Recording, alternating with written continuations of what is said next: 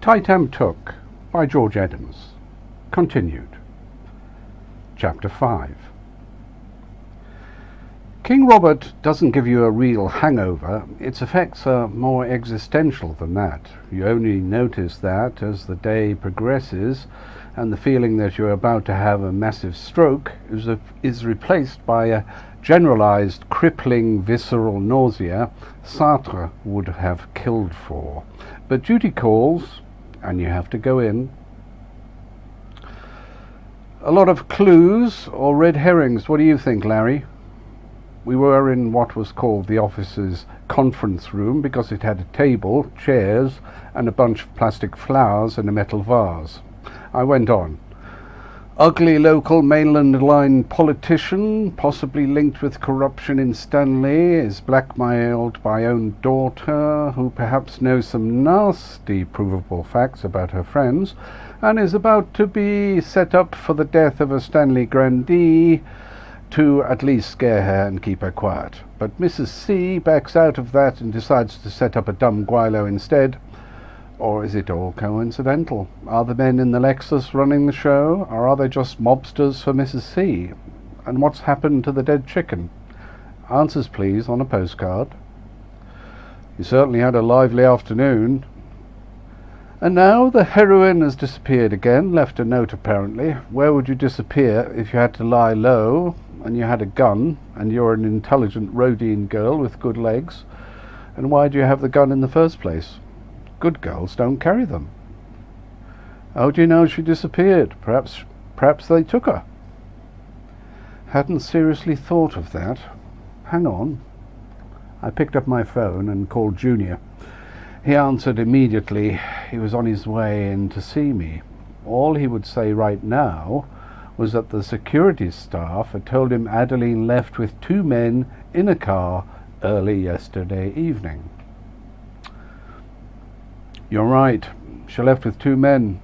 Let's assume they had a gun pointed at her. Why would anyone want to take her? To keep her quiet. The election's coming up.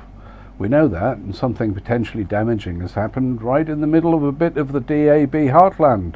Either Mr. Sung has been robbed out, or documents have gotten into the wrong hands, perhaps more hands than just Adeline's, or perhaps Adeline just wants to lie low for a while. Who knows what she's been up to? She's a loose cannon. Think of it, a girl her age walking around with a gun in Hong Kong. It's ludicrous. When were the documents photographed? How do you know it wasn't her suggestion to get a nice white Sir Galahad like you involved? I suggest you look at the facts.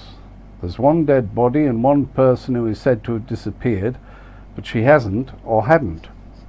Now we need to know more facts, such as what was in the rest of the email and what Mr. Sung died of. Then we can proceed. All the rest just stinks. It's out of a corny setup for something. Crooks in cars, photographed documents placed where anyone sensible would find them. Stick to the facts, Nigel. I filled another pipe, and despite a rather pained expression from Virginia through the glass, I lit it. Just one thing. If you wanted to hide someone in Hong Kong, how would you go about it? There are safe houses, but Hong Kong isn't a good place for that. There aren't enough remote areas, and there are too many nosy neighbours wherever you go. The place isn't anonymous enough. If you have a pretty girl hiding out somewhere, the news gets out amongst the crooks because they're horny as hell, and there are so many of them in any given triad cell, and they know too many other people. Taxi drivers, restaurant owners, newspaper stall holders, minicab jockeys. I see. Tell you how they once did it, though. In the 70s, her name was Pak Mei Ling. They moved her around from brothel to brothel and hotel room to hotel room, and they made a bit of money on the side too with the aid of some light kind of drugging. They made her into a hooker. She was never in one place for longer than a few hours. No one except her pimp knew where she was. We only tracked her down by accident. She bumped into one of our own men. Well, you know, We got it for free in those days, if you knew where to ask, and most of us did. But if Mrs. C has told her contacts in low places to hide her, don't you think Mummy will object if her precious little daughter becomes a hooker and potential junkie?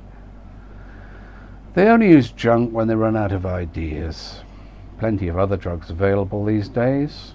Again, you're letting assumptions get in the way of possible facts. Now, what strikes you first about Adeline? Is there one funny thing about her, one naive first impression suggestion of a fact that hits you when you set eyes on her, or just glance at a photo? What is it? No family resemblance, right? Mrs. C's hubby is just as ugly as she is, so how did they produce this little goddess? Just think laterally. Forget your intelligence for a while, be naive. Pretend you're a disappointed old flatfoot like me, just for a second. Another husband? A lover? No. Again, your brain is moving too fast, imagining, reasoning, speculating, and the fact is very simple when you bother to ask for it. She was adopted. Whilst you were chasing around yesterday, I did some basic uninformed thinking, just ordinary police work, asking questions like who people are and what they are and how they came about. There's no record of her being born in her birth year in Hong Kong. There is evidence of her stated place of birth when she got her first ID card, and that was in eastern Guangdong province. There's also evidence of a legal adoption, if you look long enough. We have the documents, or copies of them. Adeline is just for show, to complete the happy family. She's no Chow, so something tells me that Mrs. C doesn't give a damn about Adeline as long as she doesn't get in her hair. There you have it. The basic principle being, never make even the most basic assumptions. Always get the facts. Whilst I was taking all that in, a potential source of fresh facts now presented itself in the doorway. It was Song Jr., who looked really spruce and dapper in one of those wispy Hong Kong jackets complemented by pristine iron flannels and the shoes with snaffles I detested so much. He looked drawn, and the glow from tennis, or whatever sport boys like himself played in the morning, was fading fast. Yet you felt he could still get the girls without all that much trouble. Loyal to her training, Virginia gave him coffee and a newspaper. As she did so, her tongue appeared ready to drop out of her soft pink mouth if he so much as looked at her full on 1 whole second. Morning, Alex. This is my partner, Mr. Snowden. He's the brains of the operation. Why don't you tell me what you know? Well, I got back about 7 p.m. and I found a note. Adeline wrote she was going and wanted to be alone for a while. I shouldn't try to find her. She was all right and everything would be fine. Have you got the note? I tore it up. Wish you hadn't done that, but go on. Where do you think she's gone? I have no idea. Any other boyfriends in the frame? Sorry to ask. She doesn't sleep around, if that's what you mean. I didn't mean that. Just wondering where she would go if she wanted to lie low for a while. No idea. And what did the car look like that picked her up? It was a Lexus, black. And the men? One was older, well-dressed, and the driver was the younger man. Looked like crooks, don't know why. All right. Now, pardon me for saying so, Alex, but you look mightily disturbed by events, more disturbed than if you were witnessing a girlfriend running away from home and your father having a fatal heart attack. Of course, it's only natural. You see, Mr. Telford, you're missing one important fact. I killed my father. Larry looked at me with a dubious expression which could have meant anything. I reached for a large plug of Erin-Moor and stuffed it into my pipe on top of the ashes. Go on. Tell me how you did it. I didn't mean to do it. I called round to see him to discuss, amongst other things, getting engaged to Adeline. He was dead set against it. We got into an argument and I pushed him. He fell over, his head started bleeding. He didn't look as if he was breathing. I called Adeline. She said she would deal with it and that I should come home and say nothing to anybody. And how did she deal with it exactly? She said her mother would know what to do. She wrote to her or telephoned. Are you sure he was dead when you left the house? Why didn't you call an ambulance? I don't know. I panicked. It was all a blur. And Adeline came running and knew what to do. You are one lucky boy. He lit up a cigarette and wasn't coughing this time. How long has she been running around with a Kel-Tec automatic in her handbag? Oh, she's always had it. She said she just carried it for fun. It was never loaded. So yesterday, when she pointed it at me, she was just playing? I'm really not sure. Look, Alex, I'm not in the business of covering up murder or manslaughter. That makes me an accessory. My professional advice to you is to go and tell the police. I can't order you to do that, and I don't have to report a crime immediately or even sometimes at all, particularly when I'm on a job. Even in Hong Kong, private decks are given a certain leeway. But something about this whole business intrigues me. I was hired to find Adeline, but that commission has lapsed. If you were to pick up the torch and hire me, just in formal terms, that would help to clear me for what I want to do in the near future. There's more to this business than meets the eye, but you probably know that. Oh, please. I'm only too willing to hire you, if you think you can find Adeline. I can't guarantee that. No one can. She may have been abducted. She may have stumbled upon something much bigger than she can handle. She may think she's running the show, and she may turn out to be not quite the lovely doe-eyed girl you've got the hots for. I can't guarantee I'll deliver an angel to you. When I'm through, you may not want to talk down the aisle with her, to walk down the aisle with her, even, at all. I'll take the risk. Just find her.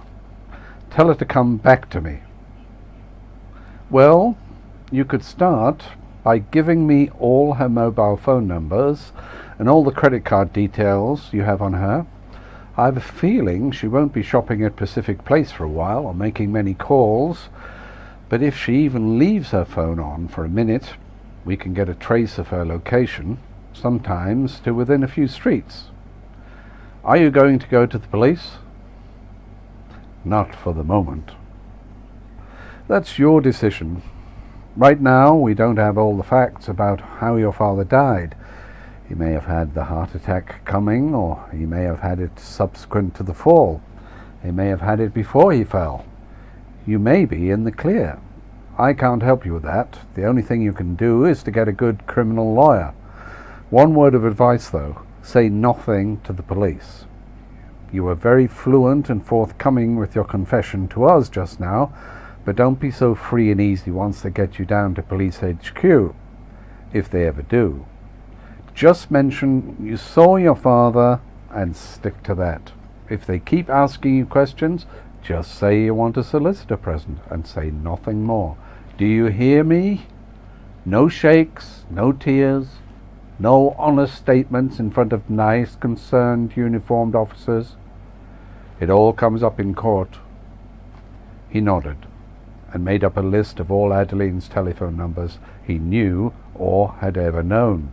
including the ones in England. He got up to go. We gave him the usual forms to sign, but we didn't ask for an advance of fees. We're nice that way sometimes. He walked out of the office. Virginia still couldn't keep her eyes off him. "So, we have another fact," I said to Larry when he was gone. "You have, yes, the fact that he has confessed to killing his father in some way, not that he actually did it." "I see the distinction, thanks. But why should he confess to us?" "Perhaps Miss Sweetie Draws told him to do it. She seems to be a somewhat forceful character. He, on the other hand, just looks plain stupid." Virginia glowed a little as she picked up Junior's used coffee cup. Perhaps she was going to keep it in her drawer for private moments.